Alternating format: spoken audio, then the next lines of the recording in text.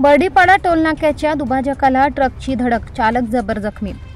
धुळे सुरत राष्ट्रीय महामार्गावरील चौपदरीकरण रस्त्याचे काम अपूर्ण असताना ठेकेदारांनी महामार्गावरील बर्डीपाडा येथे टोलनाक्याचे काम सुरू केले आहे, परंतु काम सुरू असताना एकही सूचना फलक न लावल्याने आज 11 वाजेच्या सुमारास पुढे चालत असलेल्या वाहनाला सुरतहून मालेगावकडे जाणारा मालट्रक क्रमांक MH41AU 8060 ला टोल नाक्याच्या दुभाजकाला जोरात हा अपघात झालाय।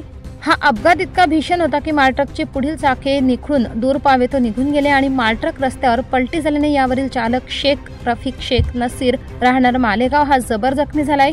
त्यास विसरवाडी रुग्णालयात उपचारासाठी दाखल करण्यात आले आहे।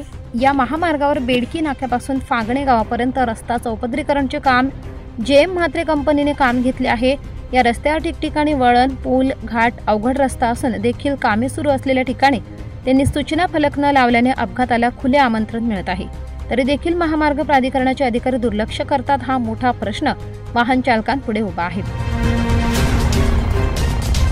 24 लाईव्ह महाराष्ट्र न्यूजसाठी वसंत वाणी, चिंचपाडा, विसरवाडी।